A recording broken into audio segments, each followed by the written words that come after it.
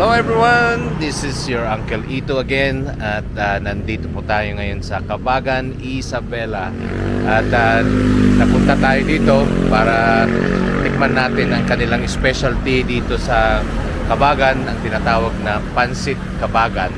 So nandito tayo ngayon sa Pilipinas, dito sa may Cabagan, Isabela, at dito raw masarap ang kanilang Pansit Cabagan. So anyways, mga bago sa aking channel, sana magustuhan nyo po at pwede po kayong mag-subscribe, paki-share na rin po ang aking channel, and also like and make comments for my contents para ma-inspire naman po tayo na gumawa ng more video. So anyways, nandito tayo ngayon sa Pilipinas at tayo po ay mag food tripping at ang una nating food na kakainin is yung Pansit Cabagan. Alright, let's go! So I just wanted to show this place at ito po yung ano nila, napakaganda po ang kanilang venue. So ito po yung mga cottage nila dito, pwede kang kumain dito. Yan, dito tayo kakain. So parang napaka presko at dito tayo. Oh, may mangga sila dito, oh. Indian mango, oh. Pwede kayang humingi ng mangga sa kanila, oh. Yan, oh. Ito yung kanilang bahay, ito yung kanilang restaurant. So yan, so hintayin natin. So naka-order na kami ng aming pagka.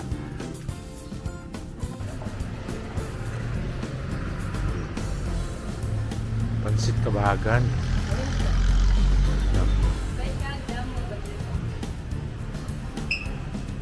Pansit Cabagan. Ayan, nandito na tayo. Pina-deliver na itong Pansit Cabagan. At yun pong kakainin natin ngayon.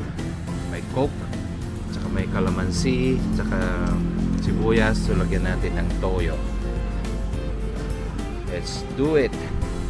Let's do it. Okay. Ito naman yung batil patong na tinatawag.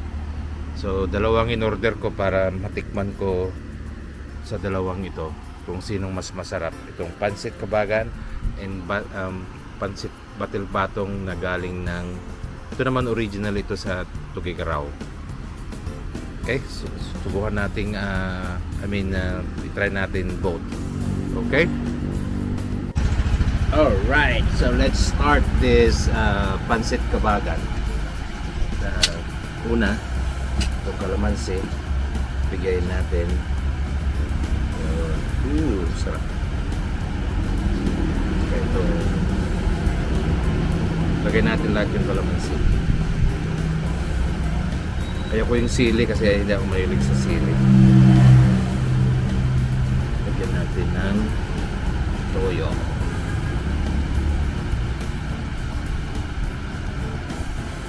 Lagyan na rin natin ng vinegar para masarap. Yan. So ito yung ano. So let's try with this first. So I think mayroon ang Pansit Cabagan, mayroong kompleto. I think tinagay nila dito hindi ko alam kung kalabaw ito o baka. Tapos merong yung pugo saka itong pansit. So let's do it. Let's dig into this. Ayun, lagyan natin ng lagyan natin ito. Let's do it. Let's dig into this.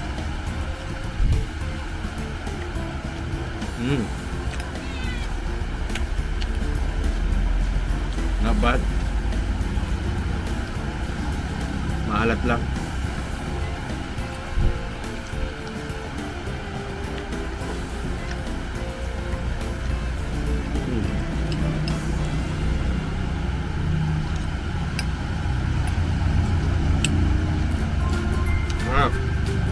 Mahal.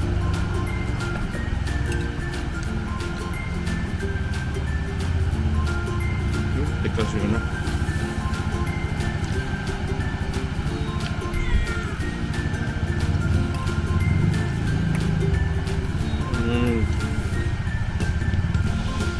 Siguro, ang marirate ko dito, out of 10,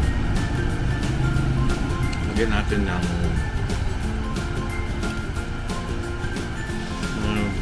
siguro 7. Para may room for improvement.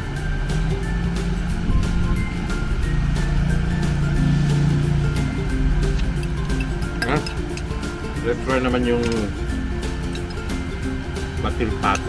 Let's see kung what's it.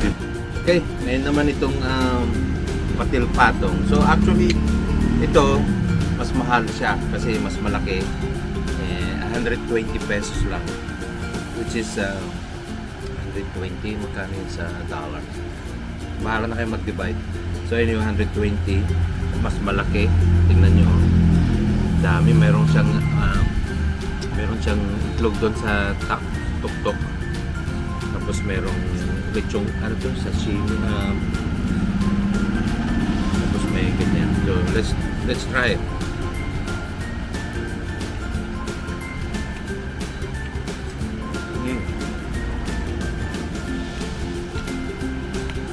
Parang pareho lang din. Pero mas masarap itong batil pato. Kaya natin ito. Kalamansi.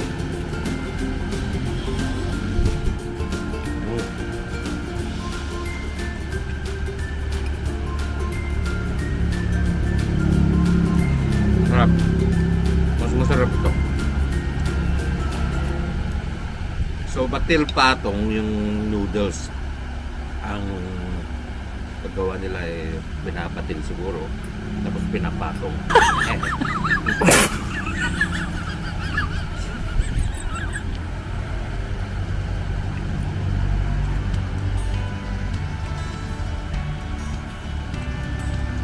Batil patong.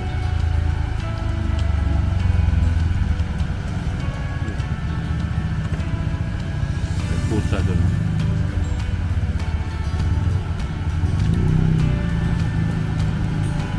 Gusto ko to.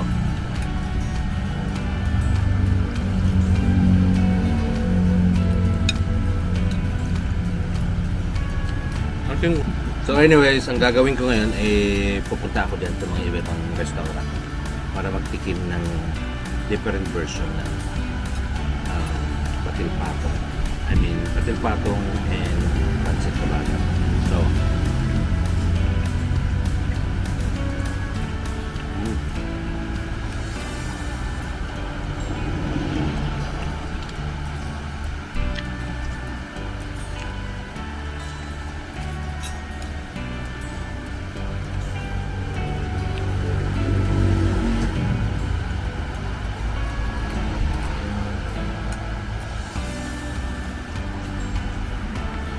So, ang rate sa akin ito is mga 8 out of 10.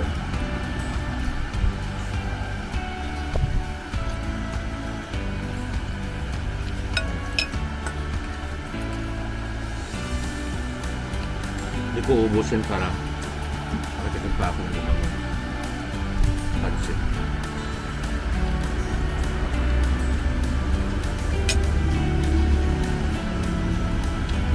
Ganito ang soda sa Pilipinas to.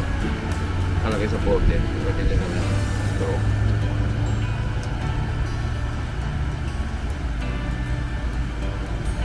Oh, refreshing. Okay. Let's finish this and we'll go to the next restaurant. How's that? Alright. Okay, nandito tayo ngayon sa next stop sa outing food tripping. Dito sa Aling Kikay's restaurant. I think they said it is the original pancit kabagan. So, okay, let's try this restaurant and see kung mas masarap yung kinainan ko kanina. Una. Okay, let's go!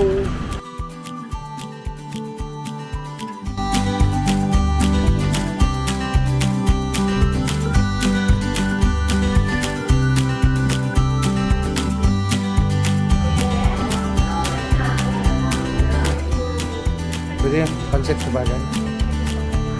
Hi to my channel. Let's try their pancit kabagan. Okay, so magkano ang pancit kabagan niyo dito? Yung super special lang. Ano ba yung difference ng jumbo saka... marami. O yun lang. So, ako lang naman ang kakain. So, yung special lang, 120. Isa lang. Saka, soft drinks na rin.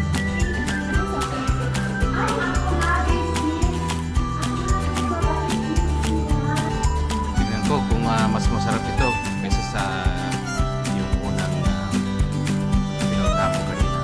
Okay? Alright, let's do it. Yan, so una, kalamansi. Tingnan tayo dito.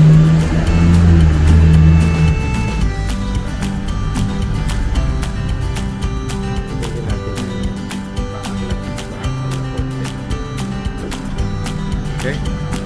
So, hindi ko mauubos to kaya plate tayo. Yan o. Diba yung mukhang may lechon kawali, pansit, may itlog. So, okay. See how sarap naman ito.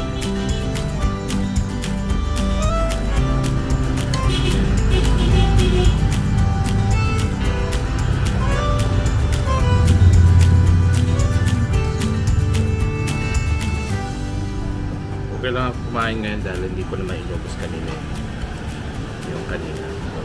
Anyways, tignan natin.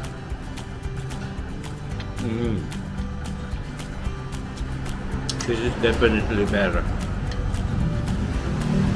Mas masarap. Crunchy yung chicharon niya.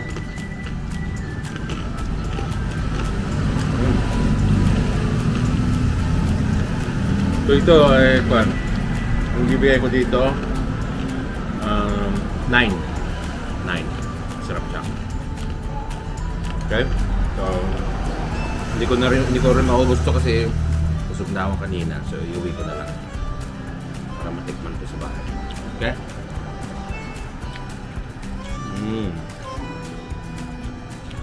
Definitely this is better.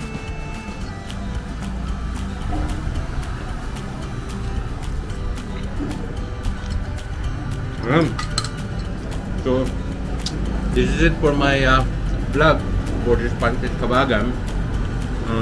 Maraming salamat po sa mga sumubaybay sa akin, sa mga nanonood ng aking vlog. So, sana po pagpatuloy niyo lang po ang pag-views or panonood ng aking mga video. At marami pang video na kukunin ko dito sa Pilipinas. And God bless everyone. Have a good night or good day sa inyong lahat dyan. Bye-bye. Si tatay nagbebenta ng mangga. Ano daw ito? Mga tamis daw na mangga. Naghahanap buhay si tatay. So may sakit daw yung anak niyo po. Ang may sakit? Anong pangalan niyo po? Johnny po. So, magkano lahat ito? See, mahinog na hinog. Sige, kukunin ko na ito. Basta sabi niya matamis ha. Okay, so ano na pangalan niyo? Johnny po. Okay, so kunin natin ito para naman tulong ko na rin sa kay tatay at the same time. Masarap ang mangga. So, ano to, native dito? Sa dito, I mean na dito mangga nyo? Sa Pangasinan po siya. Hindi dito sa Ilagan. Wala pa rin po siya. Okay. Okay, so sige. Piliin ko na lang sa iyan para okay? Okay. Ayan, so binigyan kita ng 550 para pagkain mo na rin. Okay, so hopefully makatulong naman sa yung kapatid. Okay tayo? Okay, so yan, kain tayo ng mangga. Iuwi ko sa bahay ito.